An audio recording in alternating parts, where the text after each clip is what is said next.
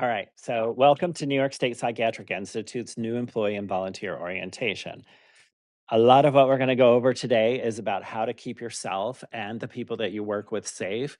Here at the Institute, we're all responsible for one another's safety. So, want to do our best to listen to the different topic areas that we're going to cover.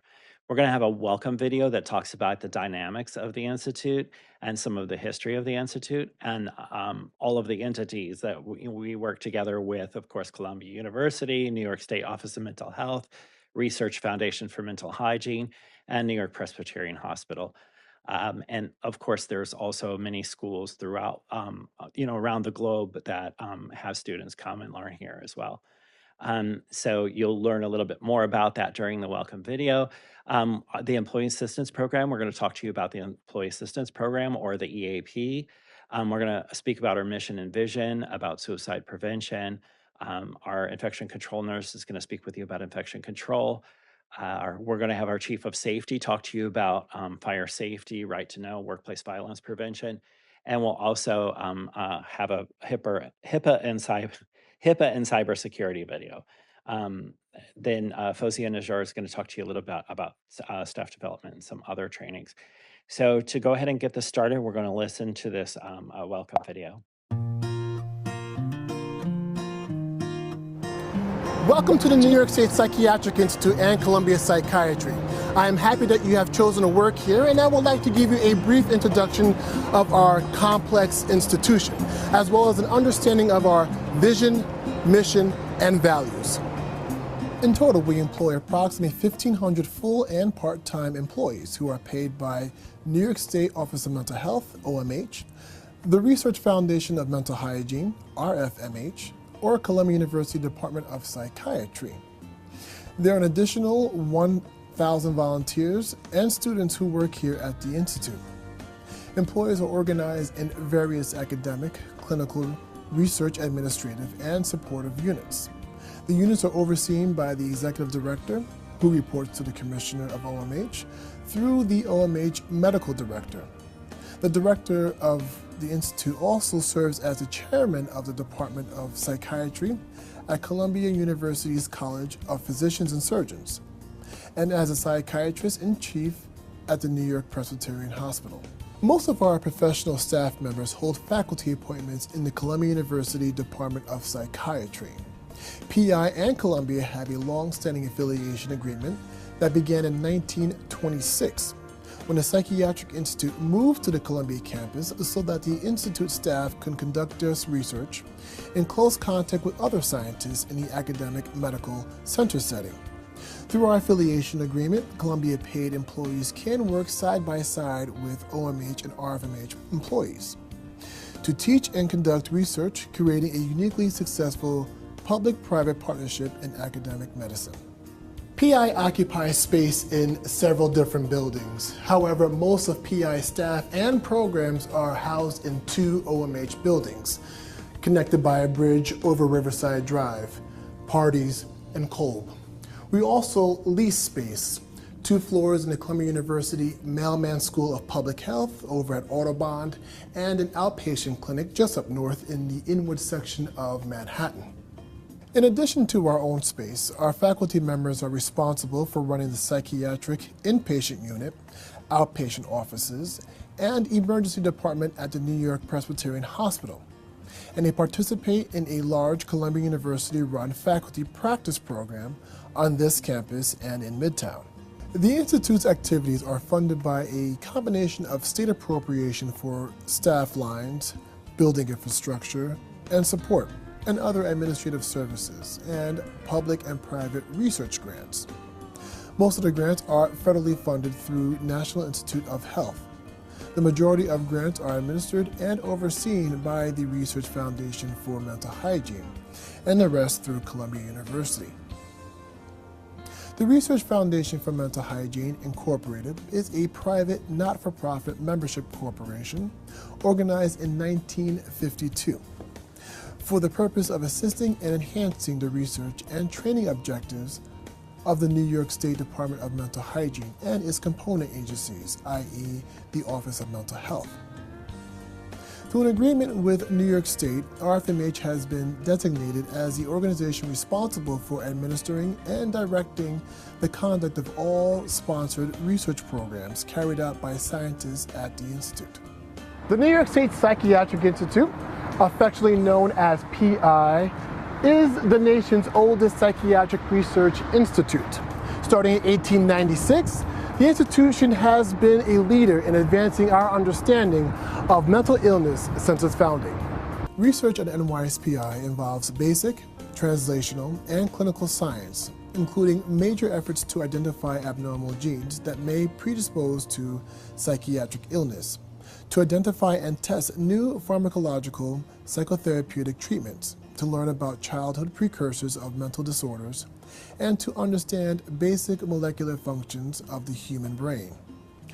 While we are primarily a research facility, we provide a range of clinical services at PI and at our affiliate institutions.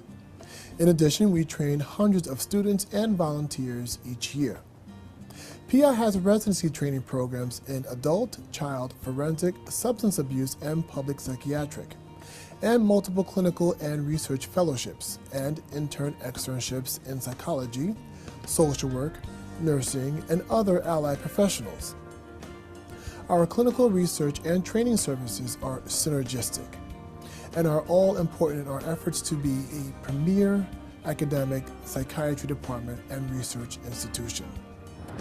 As a state facility, PI is part of a multi-hospital system under the direction of the New York State Office of Mental Health, and is one of only 2 research institutions charged by the state with the responsibility to conduct research to improve the mental health of its citizens.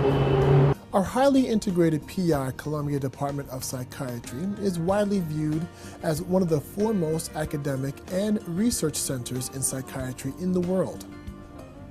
For the last 7 years, we have received more grant income from NIH than any other psychiatric research program in the United States.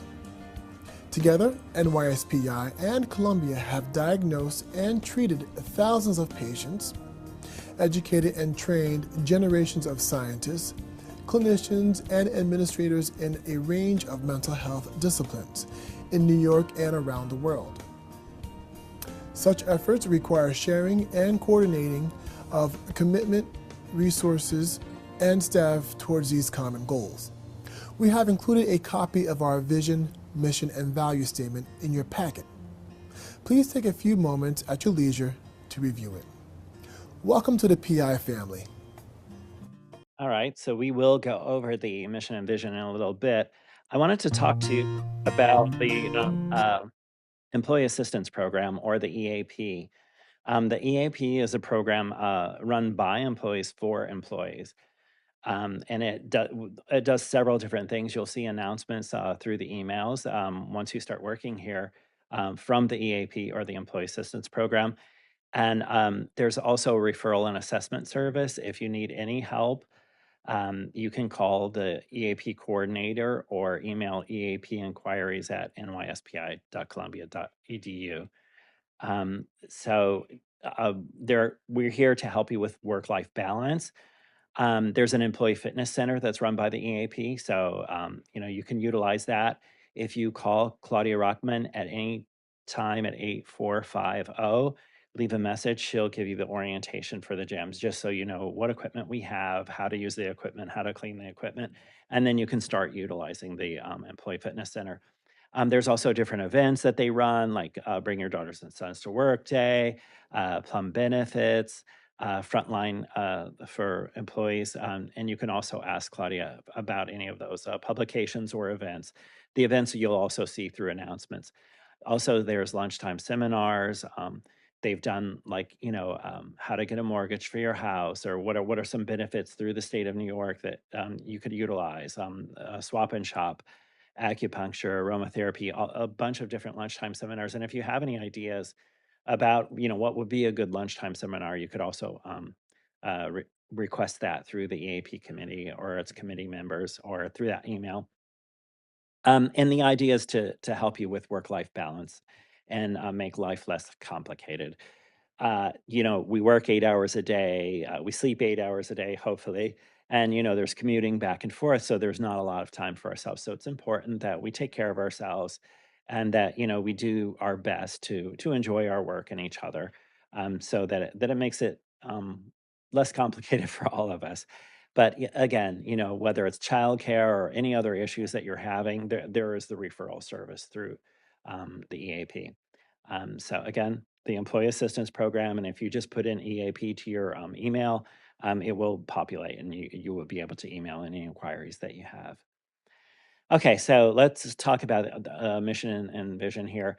So, in our goal to improve the behavioral and mental health of all people, we use research, we use clinical care, and we use education. Of course, education keeps us on our toes. If we're called on to teach other people, then we want to know the best things out there, know what's happening, and of course, research gives us ideas for new ways to head, and clinical care makes sure that what we're doing is translational, and that it actually can be applied to the community that we want to serve. Our key values are, of course, our passion and dedication. We want to be dedicated to our work and show the people you are interacting that they are priority. And I always say that if you look at surveys of places that you go, how clean the place is, how what it looks like, the environment, the food in those places. So environmental services, dietary, everybody, all of our essential workers are, really important to the goal here. So we want to be respectful to all people, be professional, strive for excellence, encourage innovation, celebrate differences, and recognize everyone's contributions, and act with integrity and honesty, and engender trust. For the people we serve and among each other. So accountability, of course, and trust and ability to meet our or exceed our patients or research participants' expectations require that we review our outcomes, good and bad. And it's the foundations of a great safety program. I used to work in a community residence, and I would tell the kids, it's not a matter of whether there's going to be problems, because we're going to have difficulties and problems all the time. Is really how we deal with them, and how we can all work together to continuously improve our programs and what we're doing. So when we're faced with adverse events, we want to make sure that we're reporting them and looking at them, even if it's an outcome that you didn't expect. And also in your areas, know who to report to and where to report. The NISP incident reporting is on Insight, and Fozia is going to go over Insight a little bit with you later. But yeah, it's our intranet, and I would suggest having that on your desktop when you set up your work area. And then there are IRB, adverse reporting events also, and then staff and visitor accident reports are also on Insight. Reporting concerns regarding animal welfare is DCM. So you would go through, you would know your work area and go through the areas that you're working in order to report adverse events.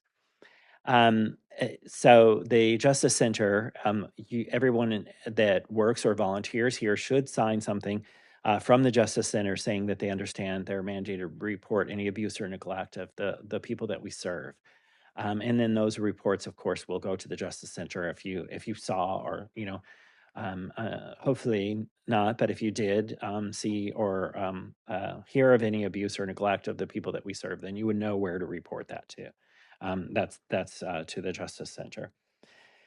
So the institutional internet is accessible to NYSPI employees, and our internet again is Insight. Okay, and all of those things that we just talked about as far as reporting, that's where you would report them.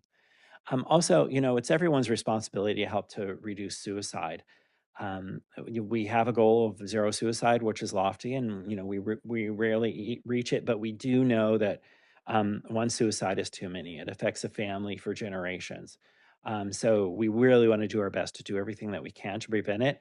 On the inpatient units here, one of the things that they do is to reduce ligatures. 75% of the people that complete suicide in inpatient settings typically use ligatures. So if we can reduce those risks, like replacing these handles with non-loopable plastic handles that go against the wall, that's one way to reduce a ligature point, or some place that somebody could tie something to. So we want to do our best to try to eliminate as many as possible. And if there are some that are on the unit, then we want to mitigate those areas.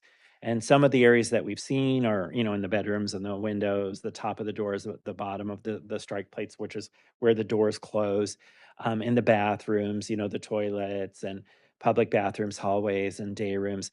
And so, what we do to mitigate those risks is, patients that are on a high risk, they have a one-to-one. So someone's watching them all the time, so they don't have time to do something like that. All other patients are on 15-minute checks. And they're always watching the environment. There's observations of the day rooms, and the cameras and the dormitories, and they're self-locking, self-closing doors, so patients can't get to areas that are dangerous if they're at high risk. And observation mirrors for blind spots as well is something else that they do. And upon admission, they do the search for anything that could be a ligature, shoelaces, belts, things like that. Um, for people working in outpatient settings or even upon discharge, we should be developing safety plans and utilizing the 988 number to prevent suicide. So anyone can call, chat, or text to the 988 line. And, it is 24/7. So whether they're just experiencing a crisis or they need somebody to talk to, or they are feeling suicidal, they can utilize this number. And it's good to incorporate that into safety plans, that whether it's a discharge patient or it's there, or you're working with outpatients. And you can educate yourself around safety plan, or developing safety plans. Center for Practice Innovation has some things on their website, as well as other areas. So you can contact us at Education and Training if you want to further your education in those areas. We can help you in developing safety plans for the people that you serve. We also have a responding to traumatic events in the workplace team, or an RTEW team, that helps.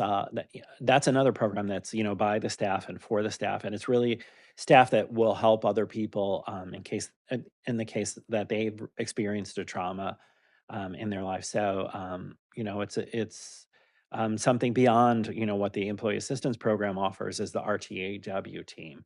And they can provide psychological first aid, referral information. They can accompany a employee to home, or the ER. They can, assist them in accessing relevant resources. You can imagine, if you've had an injury at work, it might not be easy to fill out the incident report at that time. So they could do something like that for the individual, and then, they can assist in any other involvement that they have. So those are some of the things that the RTEW team can do for someone that is, working through a trauma here at work. But anybody that wants to volunteer for the RTW team, we give classes around, how we provide the service. And, you would just respond to that and you can join. The NISP's respect policy is that, respect is to look upon or interact with esteem or honor, expressing consideration or courtesy, the active demonstration of relating to others with regard and consideration for their feelings, rights, and differences. Consideration is thoughtful attention. Civility is courtesy and politeness towards other human beings. And all employees, any title, should maintain a polite and respectful demeanor with all individuals, whether patients, visitors, coworkers, collaterals, while representing NISP. Respectful and courteous behavior should be evidenced in all work related interactions and communication. These are protected characteristics in the state of New York. And of course, everybody's a member of a protected characteristic. But we need to know that, it can be unlawful if it's severe or pervasive enough to change somebody's employment. Whether it's sexual discrimination or sexual orientation, race, color, creed, age, then it becomes unlawful. But New York State has 0% tolerance law, a policy, I'm sorry, a 0% tolerance policy, which says that it doesn't have to be severe or pervasive in order for them to discuss the issues with you. So again, any discrimination due to any of these characteristics, can be an issue with the HR or your supervisor. So we need to be cautious, and we want to create a safe workplace for everybody. So we want to update our language too. We talk about cultural humility now.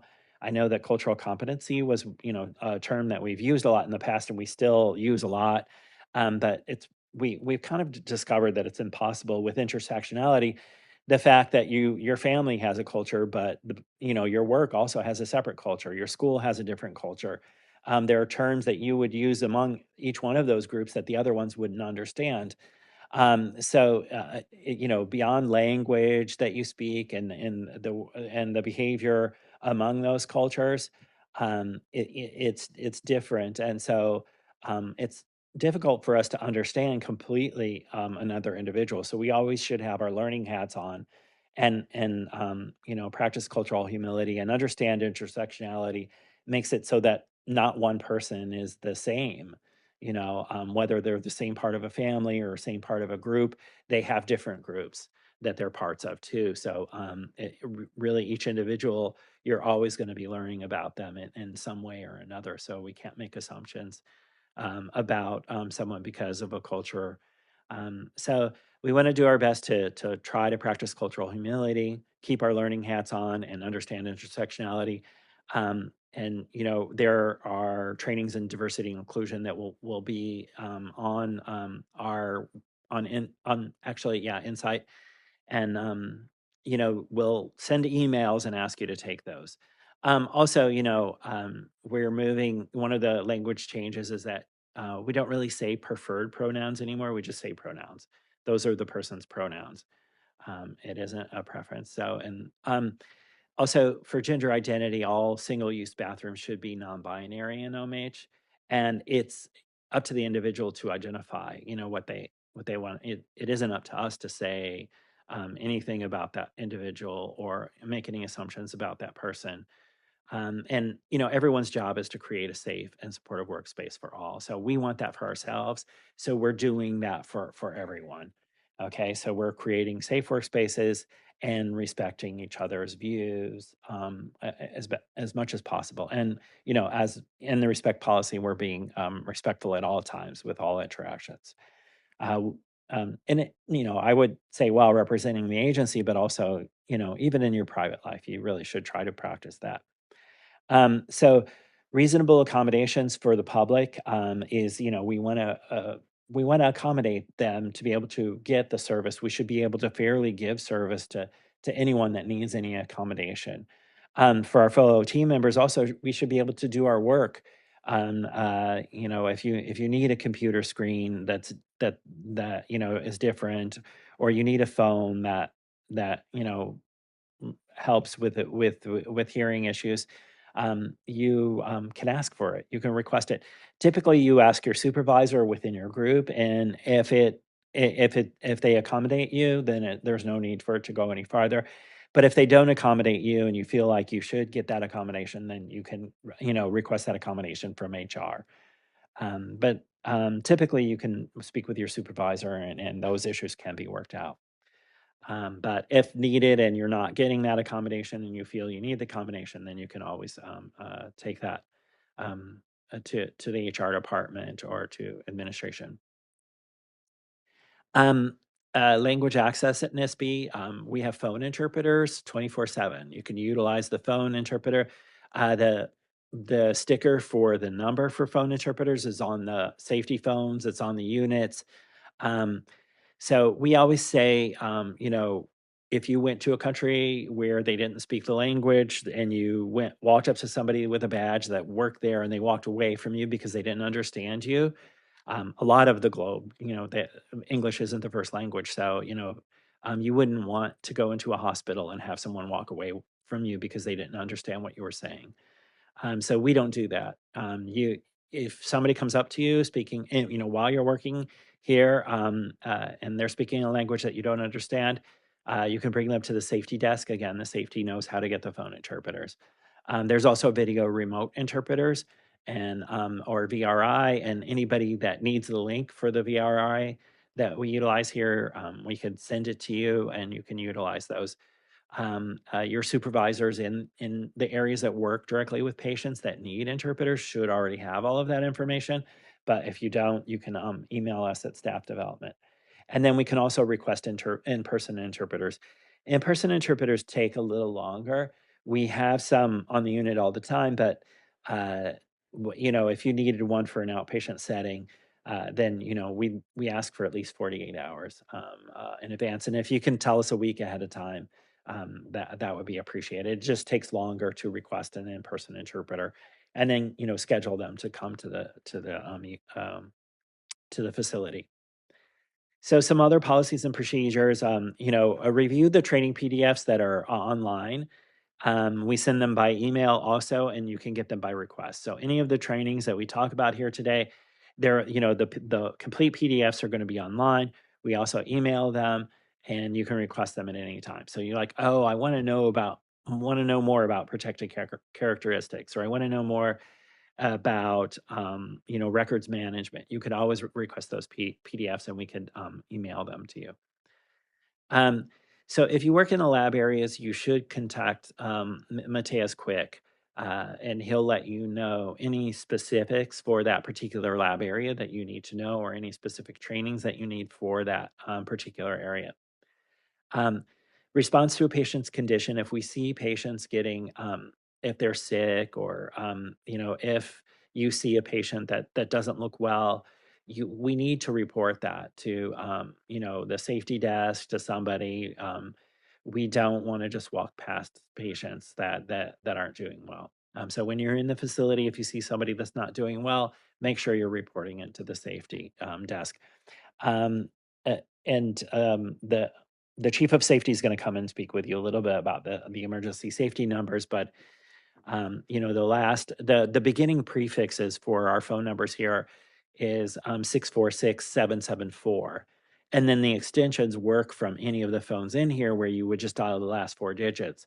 And safety is 5100, and for non-emergencies, and 555 for emergencies. So, I also encourage people to maybe put the non-emergency safety number in their phone while they're here, because a lot of times you're not by a desk phone. So it might be easier if you at least have the non-emergency number saved in your phone for NISP safety, which again is 646-774-5100. Okay. So, and of course, anybody working on the unit is going to work with some, if someone's at a fall risk, they'll go through that with them, and they'll work with them on that more. But if you see a patient fall again, you're going to be reporting that in the hallways or anywhere else. And files and documentation, we're going to go into records management a little bit. Something about employee-patient relations. Of course, we are here to help employees with better, improve their emotional and well-being. So, keeping appropriate boundaries as a helping professional is important. And some of the things that you would never do is borrow money or valuables from a patient. We shouldn't be, gaining monetarily from patients, um, or encouraging or condoning illegal behavior, or engaging in sexual relationships with patients. And if you have a conflict, like you had a business relationship with this person before, or you had a sexual relationship with this person before, then tell the team. And then if the team decides that you can, usually what's looked at is like, can you still do this objectively? And if they feel like you can, then you would still do, like, oh, this is like the niece of my landlord or something. Then, they feel like, oh, do you feel like you could still do this objectively? Yes, I think I can. Then they might, you might go ahead, but they might ask you to recuse yourself. If it's somebody you had a direct relationship with, and whether it was sexual or business, then you would recuse yourself from that particular situation. But it should be a team discussion, and the team should know ahead of time and not after you've served the person. So it's always good to let people know ahead of time when it comes to employee-patient relationships. For Medicaid, I know we're a research facility, so not everybody bills for Medicaid, but just I look at this as any oversight agency. If you're making mistakes or errors, you want to try to do your best to fix them immediately. Because if you ignore it, then it starts to seem like inefficiency or waste. And it can even, and if it goes even longer than that, it can seem like you're bending the rules or abusing it, or it's intentional deception or fraud. So this spectrum kind of gives you an idea of like, what your oversight agencies would feel if you, are ignoring mistakes or errors that you made. Just try to fix them quickly. And work closely with your oversight agencies to make sure that you're doing what needs to be done, so it doesn't seem like you're being inefficient or making lots of mistakes or errors. And of course, they're going to want to work with somebody that they feel like they can talk to and say, oh, we need to fix this. Okay. All right. So records management. So when developing record systems, you can reach out to the records officer. And again, if you put records officer in your email, this is going to populate. And of course, most of your areas are going to have existing record systems.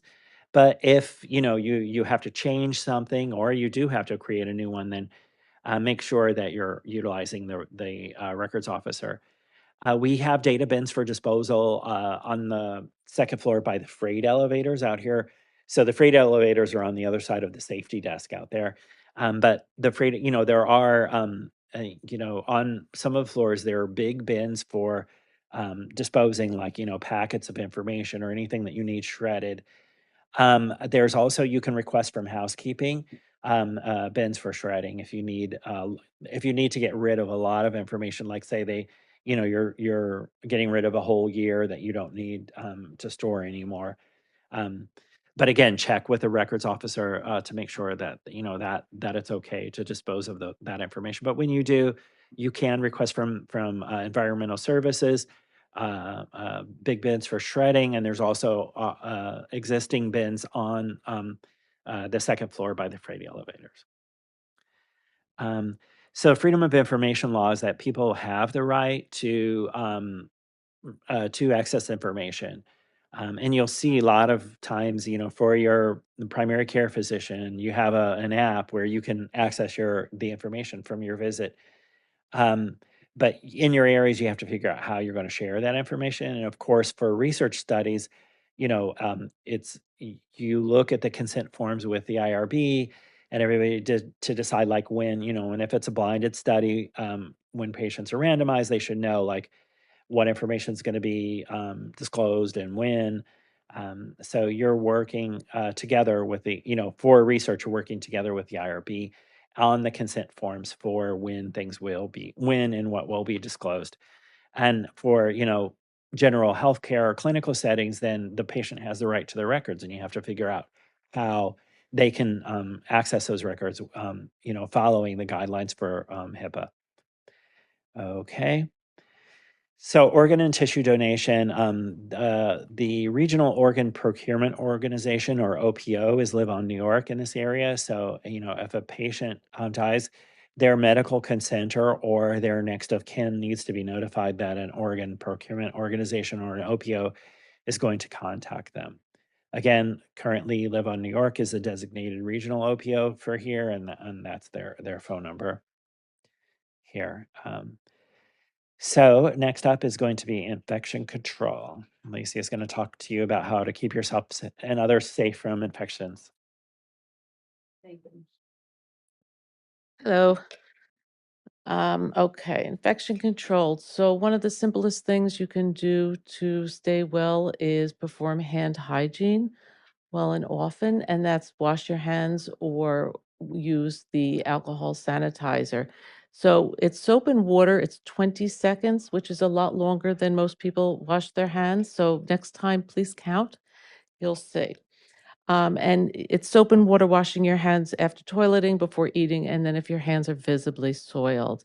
Otherwise, you could use the alcohol-based sanitizer. We have Purell throughout the Institute, and that's before and after any type of patient contact, and immediately after removing gloves. You need to clean your hands. Flu vaccination, TB screening. So, flu vaccination is strongly recommended for all staff. The season is between October and April. We are continuing with flu is declared prevalent. I think it was December 2nd this past year. Um, and it'll continue for another few months through April.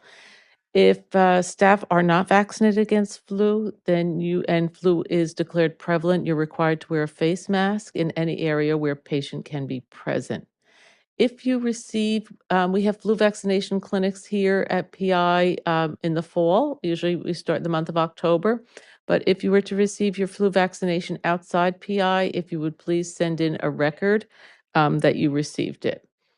TB screening, so it's an annual requirement. It is for all staff, and we have it now in the online Red Cap. Where you can, the email will go out with either the link or the QR code that you can use to fill out the TB screening. Universal precautions and PPE. So surgical face masks are available on the units and at the entrances. And anybody is welcome to wear face masks anytime they wish. But if it becomes mandatory, because we would have, if there's an outbreak in the institute, there would be signage up indicating that. N95 masks are for staff and staff that are caring for the infectious patient, generally the COVID positive patient on the unit. Or if we had an outbreak on the unit, we've had times where we had N95 masks are required for people on the inpatient units. Gloves, so you wear gloves to protect yourself anytime there's a risk of coming into contact with blood or body fluids. Gloves do not replace hand hygiene, so you shouldn't be walking around the institute wearing gloves. Basically, you can open door handles, touch elevator buttons, and clean your hands. Goggles and face shields, if it's for a patient that's on isolation and it's required, you would wear goggles or face shields, but also for people who are pipetting or anytime there's a risk of something splashing into your eyes, please remember to wear goggles or face shield. Super Sani cloths, these cloths, we get them from housekeeping. These are great to use to clean off your area. So on the inpatient units, you'd clean off the area, but even people that work in outpatient or even more a desk area, just any area comes in contact by others, they clean your desk, clean your keyboard, clean your phone. They're very effective. Wear gloves when you're using the Super Sani cloths. We have them out in the dining areas, also in the cold lobby and on the 6th floor of Pardes if you need to clean up your table before or after you eat. So COVID, it's still here. If you were to test positive, please contact infection control and your HR department. We continue there's a minimum quarantine of 5 days. And then after 5 days, you can return to work as long as your symptoms are much improved, including not having a fever for more than 24 hours. We do ask that if you return before day 10, that you wear a face mask up until day 10.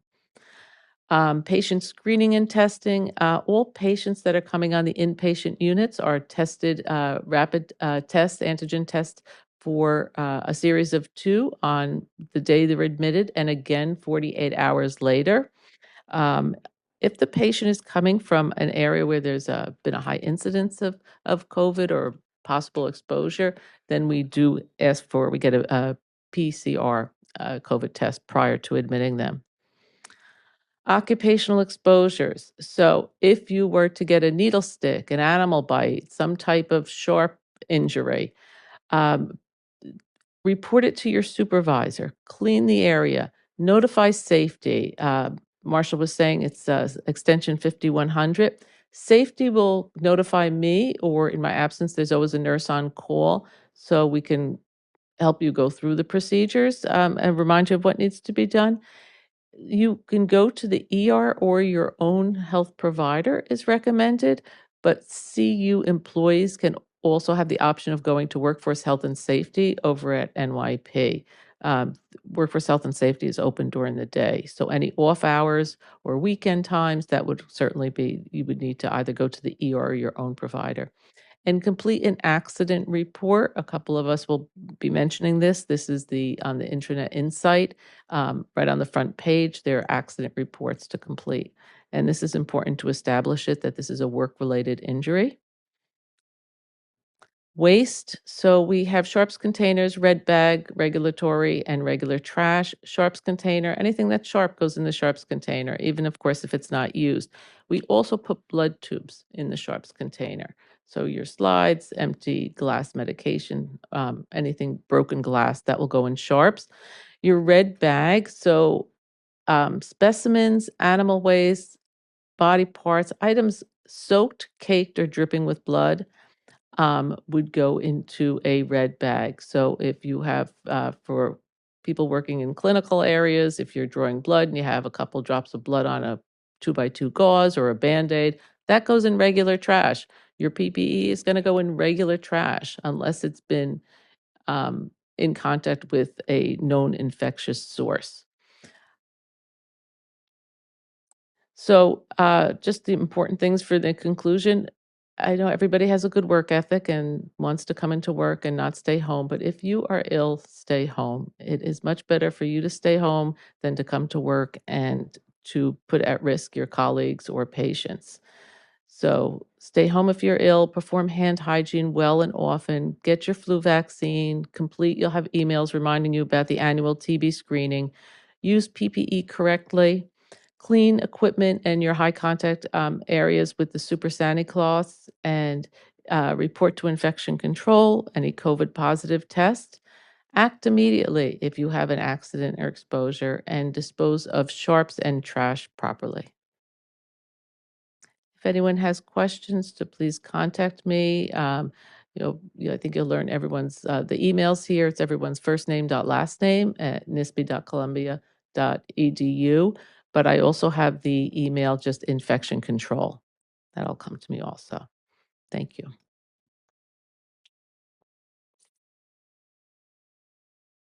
All right, good morning, everyone. So my name is Chief Job, and I am the Chief Safety Officer here in our Safety and Security Department. And just to give a little background on what the safety and security officers are here, we are peace officers as authorized under the New York State Criminal Procedure Law, Section 210 and Section 7.25 and 13.25 of the Mental Hygiene Law. Our mission here is to safeguard all patients, staff, visitors, students, and property within a facility. So there are many different ways in which we work to carry out our mission daily. And some of these ways are accident prevention, fire safety, investigations, patrolling, and access control. There are also many ways that you guys as employees can support us in carrying out our mission effectively. And most importantly, that's security awareness. What exactly does that mean? Safeguarding all your keys and access cards at all times. Report any suspicious activity to safety. Report any broken locks or malfunctioning card access points. Report any spills or hazardous materials observed. And most importantly, always wear your IDs. So we in safety are responsible for creating the IDs. The badge forms at one point was available at the safety desk, but they're no longer available there. It has to be submitted electronically, and that badge form is available on the employee site, Insight. I know with Insight, you have to have a NISBE email in order to access it. So we did formulate the form that your supervisors can request the badge form for you if they needed to. And if you had any questions, you can always email us here at the safety email. So I did insert a little video. So once you do have access to Insight on how you can find a form. So just gonna do a quick walkthrough. You just click on policies and forms. You'll click the forms section. Once you get onto the forms page, you'll just scroll down to the safety section. All the forms are broken up into different sections depending on which department. So you'll go down to the safety department and you'll just select the badge form and you'll fill it out there.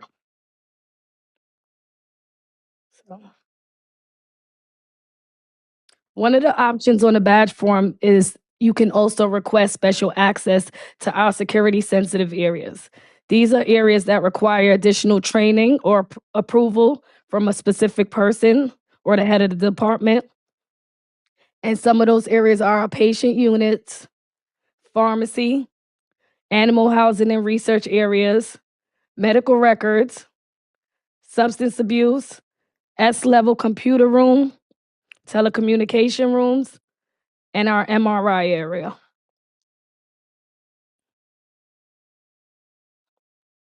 All right, so now let's discuss the security risk and strategies that we use to mitigate them. In order to reduce death in our facility, we do recommend you always call 555-pound in the case of any emergency. If you have a non-emergency call, but you need to report something, you can always reach us at 5100-pound. And in order to reduce theft, we also recommend securing all your doors and valuables, secure cash. If you can, engrave your equipment and record any serial numbers that you have on your devices. Any threats or criminal harassment that you ever experience or you witness, you always want to report it to your supervisor, report it to safety, notify the police if necessary, save any recordings, letters, or emails that you may have in order to help us with our investigations. Another thing is that package passes must be completed whenever you need to remove any electronics, furniture, or equipment from in the facility. This form lists all items being taken out. It must be completed, approved by your supervisor, and handed to the officers anytime you're leaving the building with anything. This requirement helps ensure accountability and prevent theft within the facility. And just like the badge request form, same thing, you go to forms on the Insight page, you scroll down to the safety section, and you'll see it says package passes there.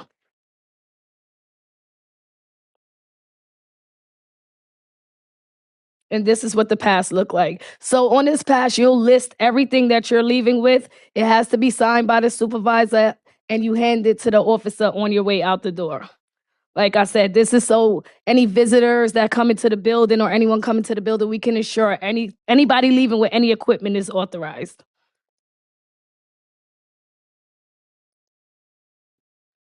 All right, so I also wanted to discuss workplace violence. Just so we understand that workplace violence isn't limited to one source, it can involve many different sources: intruders, visitors, patients or subjects, co-workers, or it can be domestic.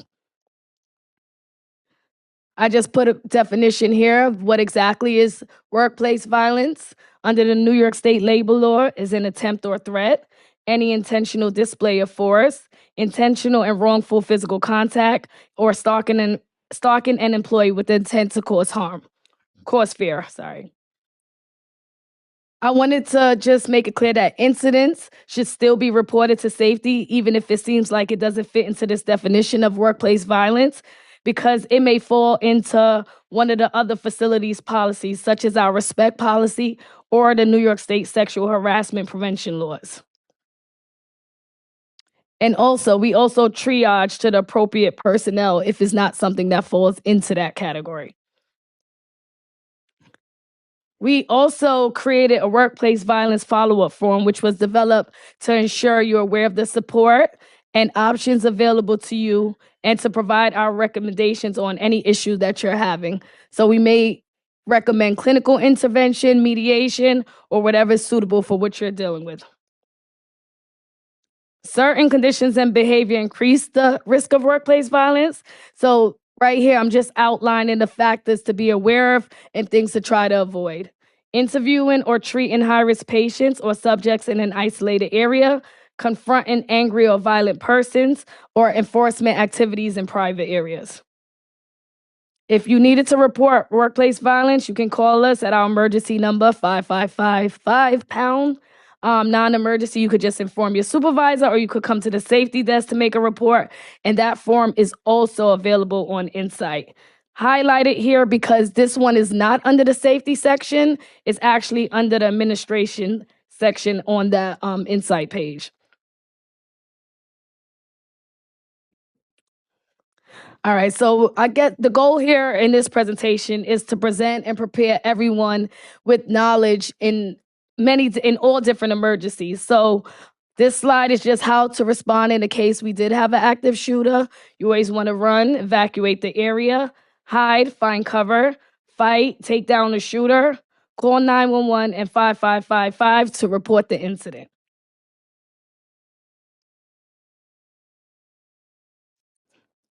So some of you may be working in labs, and to protect you by ensuring you have the information you need to work safely with any hazardous materials that you're using, you have the right to know, which is you can request information concerning toxic substances in writing from your supervisor. You can request safety data sheets.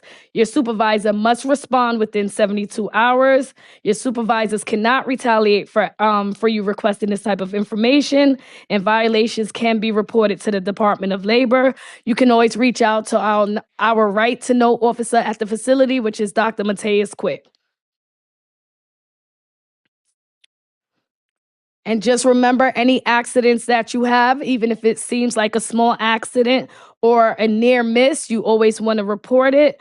Reporting near misses help us to prevent future accidents and report hazards before they cause harm to others. So just always inform your supervisor, always inform safety, always fill out an accident report. And like Alicia said, the accident reports are on the main page of the Insight. So another big thing we do here in safety is fire prevention. And the goal is always to prevent fires before they start by practicing safe behaviors while within the facility. No smoking, only in designated areas. Do not leave flames unattended. Do not block corridor doors or exits. Do not block sprinklers, extinguishers, pull stations, or other fire safety equipment. Do not hold open fire doors. Space heaters are not allowed in patient areas. Space heaters are actually not allowed in the facility at all unless they are approved by our engineering department.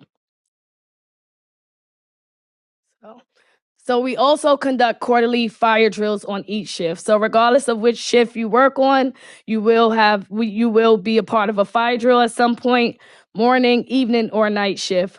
The fire drills are designed to prepare you for a real emergency. So they are unannounced. So a lot of people get annoyed by our fire drills, but participating does help you become familiar with the proper actions to take during a real fire emergency.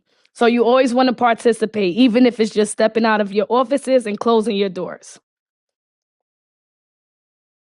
These are just some fire devices that you'll see frequently throughout the facility. This is a fire alarm pull station. The instructions are right there on how to use it. You want to push in and pull down. The only way you won't have this option is if you do work on the patient units. They're operated by a key, and that's just so the patients aren't able to activate those alarms. And this is a fire extinguisher in different places throughout the building, and you'll see those.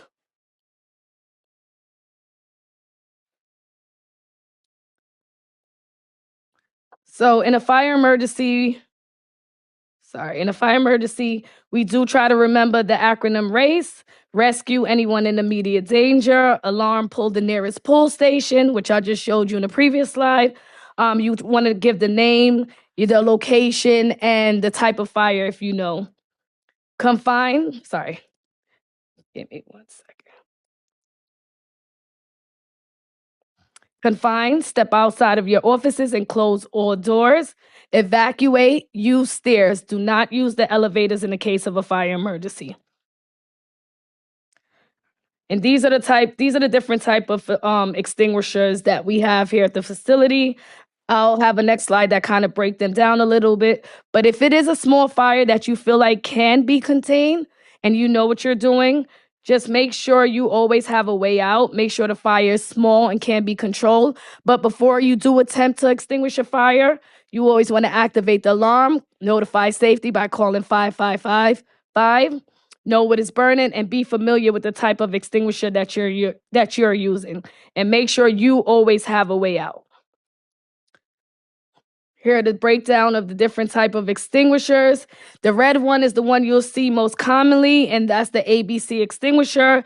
And always just try to remember the acronym PASS for using extinguisher.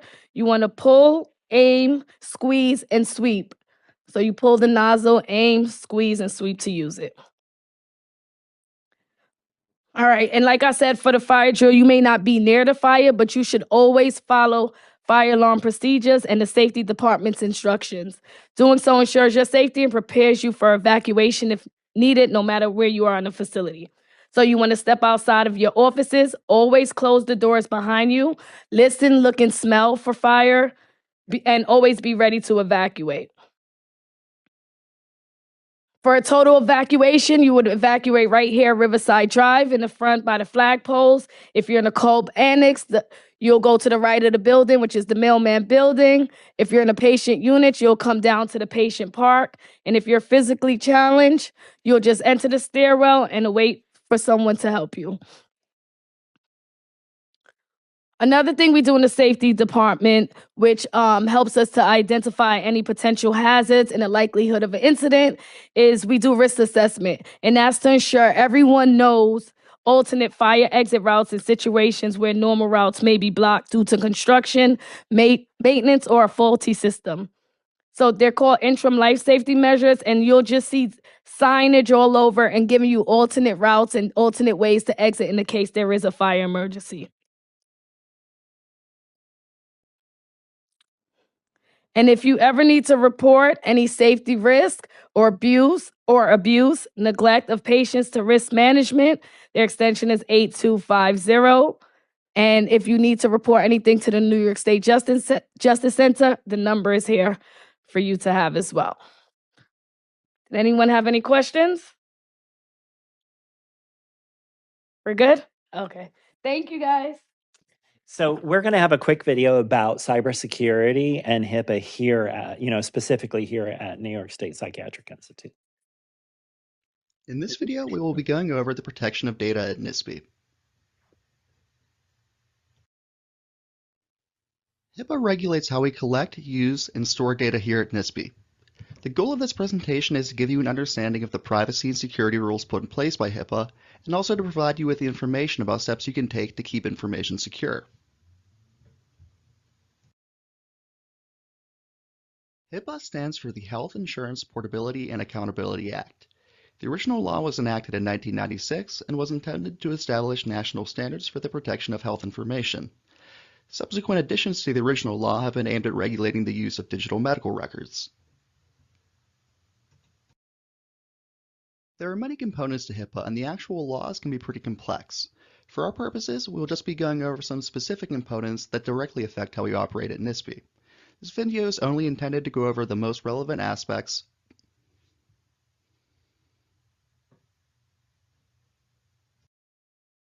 The first thing we will cover is privacy.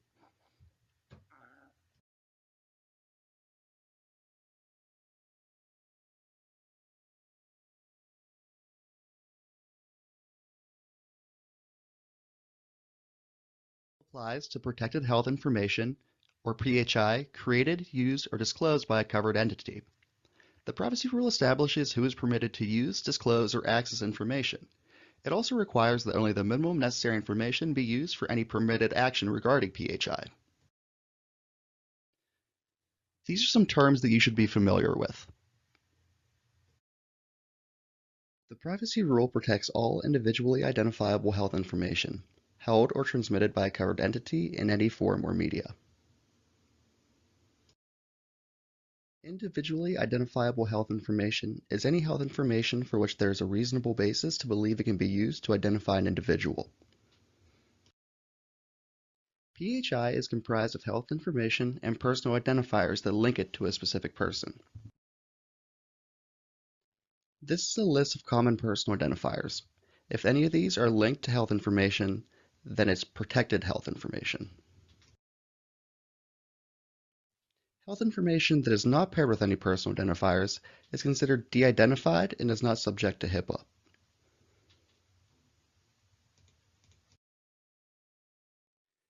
Now let's look at the term covered entity.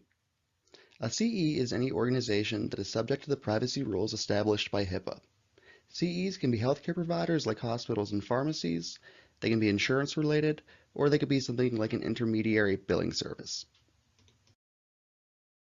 All students, interns, registered volunteers, staff paid by OMH, Columbia University, or RFMH, or others that work in some capacity under NISP or OMH are considered part of the NISP workforce and must comply with HIPAA regulations. A business associate is a person or organization that provides a service to a covered entity involving access to PHI. The privacy rule requires that a BA contract include specific safeguards in place to protect PHI. A business associate contract is not required for disclosures from a covered entity to a researcher as long as patient authorization has been obtained.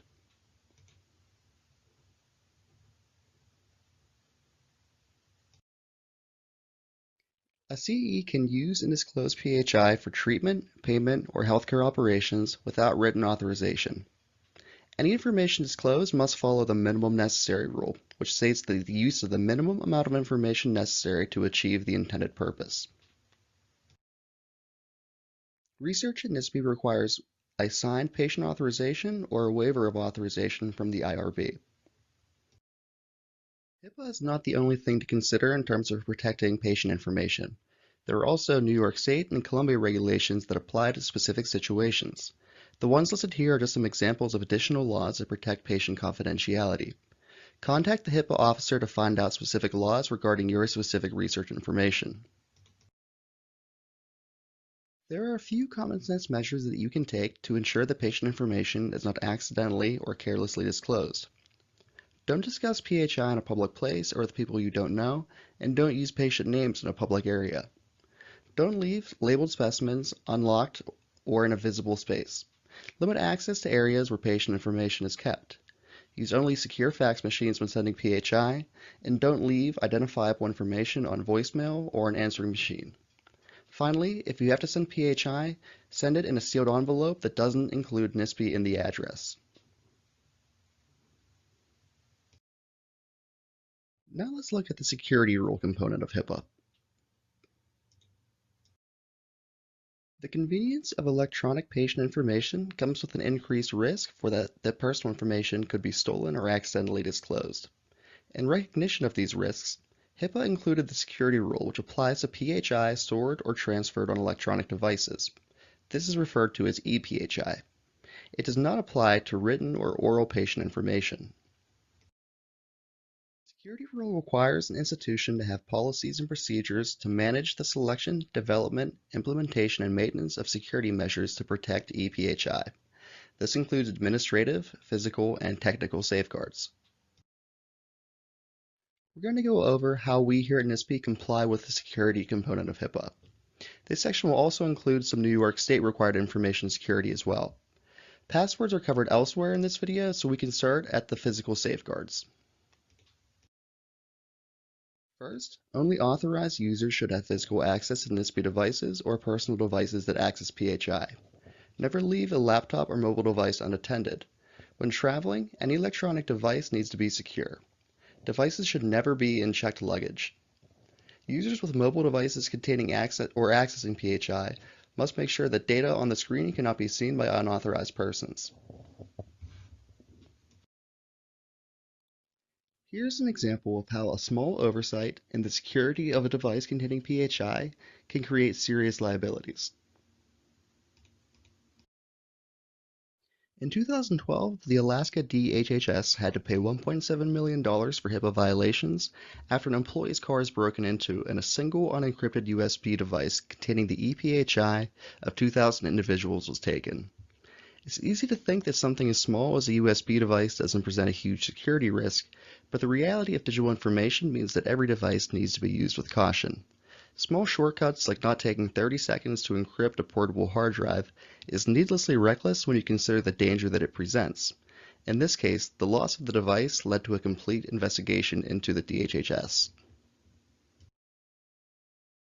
This leads us to the next section, the encryption of all devices. Encryption is a method of protecting data from people that you don't want to see it. While there are many methods of encryption, they work on the same fundamental principle. Data is scrambled using an algorithm and unscrambled with the use of an encryption key. Normal, unscrambled data is referred to as plain text, and encrypted data is referred to as ciphertext. Encryption is an effective way to keep data secure. It's also very easy to take the basic steps necessary to ensure that you are correctly encrypting any device you might be using. There's really no excuse for storing any plain text data, be it PHI or otherwise. Data security is generally broken down into two categories: Data at rest refers to inactive data stored physically in any digital form. This includes things like databases, spreadsheets, or archives. Data in transit refers to data actively moving from one location to another, such as across the internet or through a network. Encryption is required for data at rest in regards to desktops that access or contain any state entity, personal or private or sensitive information, data stores containing PHI or NISP information, any mobile device, state-issued or personal, used to access any state entity information, and all portable devices containing state entity information. Encryption is required for any transmission of personal, private, or sensitive information when connecting to the state internal network over a wireless network and remotely accessing a state internal network.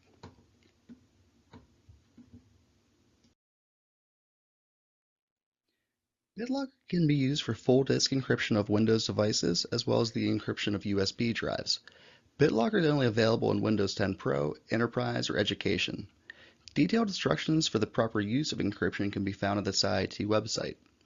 Mac users can also find information about how to use File Vault 2 for encryption.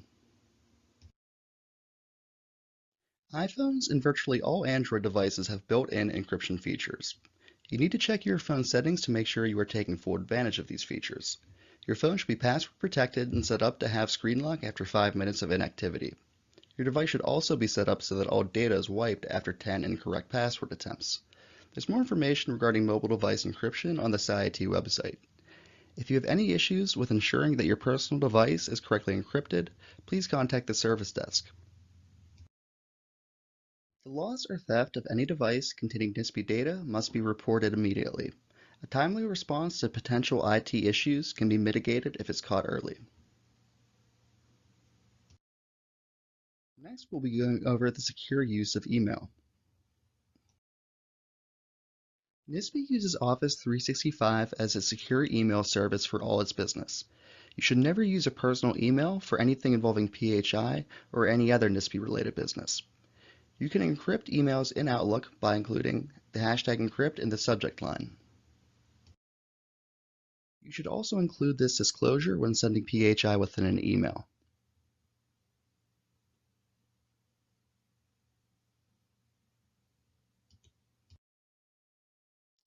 CIT requires that all systems be registered. New York State IT standards require that a state entity like NISP create a record of all systems and data contained within those systems.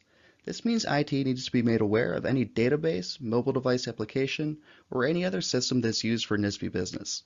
You can find a link for registering your system on the Psychiatry website.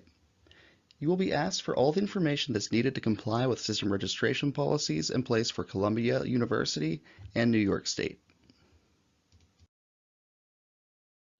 If you are developing a multi-user system that will be used for research, keep in mind that the data you store within that system will dictate the level of security that it requires. Part of system registration involves an assessment and classification of data. Anything containing PHI will need to abide by stringent security guidelines. You should only be storing essential information necessary to accomplish your research goals.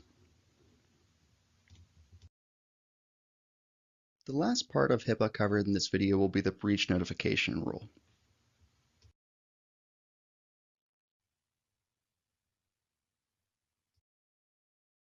A breach is a prohibited use or disclosure of unsecured PHI under the privacy rule that compromises the security or privacy of a PHI. Any breach is thoroughly investigated to determine the nature and extent of the information disclosed. Steps must be taken to minimize security risks, and all patients affected by the breach, regardless of the quantity, must be notified. Again, it's important that you go to IT if you suspect any loss or theft of information. Media notice may be indicated if the breach involves more than 500 people. Federal government notification of breaches of more than 500 records must occur within 60 days of the breach, and a business associate must comply with the same rules and must notify a CE if a breach has occurred. There are specific penalties in place for failing to protect PHI. The penalty amounts are based on the level and intent of the breach.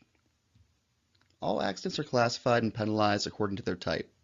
Examples include faxing or emailing a document, sending your lab results to the wrong person, using PHI without proper security credentials, or failing to encrypt a mobile device. These are a few examples of how a breach might occur.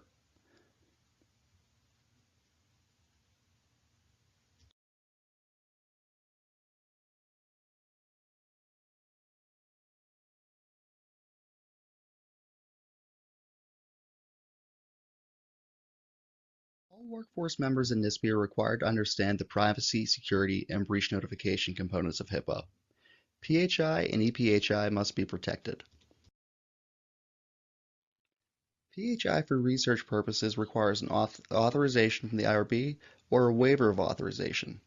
How we use and disclose information is outlined in the consent form.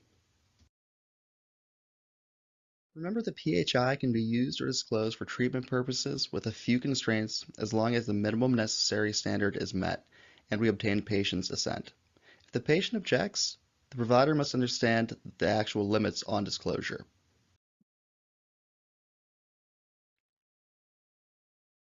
Hi, folks. Good morning. My name is Fozia. I work with Marshall in staff development, and I wanted to touch upon safe lifting. So what is safe lifting? Firstly, we should consider the weight of the object we're trying to lift. So this could be something where it's a part of our job here at NISP to lift things, or we've just gotten a package, or something in the lab needs to be moved. I would say that no one should be lifting more than 50 pounds by themselves. And then you know yourself, that limit could be much less depending on who you are and how much you work out, how strong you are right now, or if you have an injury. So the risk of injury is much greater with the heavier the item. If you must move something manually, as meaning with your hands, if you don't have special equipment, the item should be lifted at the power zone height. So that would be from your mid thigh to your mid chest. So this bluish area. Lifting from waist high, could put stress on your legs, knees, and back. Lifting above shoulder height puts stress on, the upper back, the shoulders, and the arms. Or if you're holding something with one hand, that causes uneven stress on your body. So just remember that. Move items close to your body and use your legs when lifting an item from a low location. Never bend forward to lift a heavy object at the waist. Instead, you should squat, secure the load, and stand by straightening your legs, as we see here. Avoid twisting, especially when bending forward while in the midst of lifting something.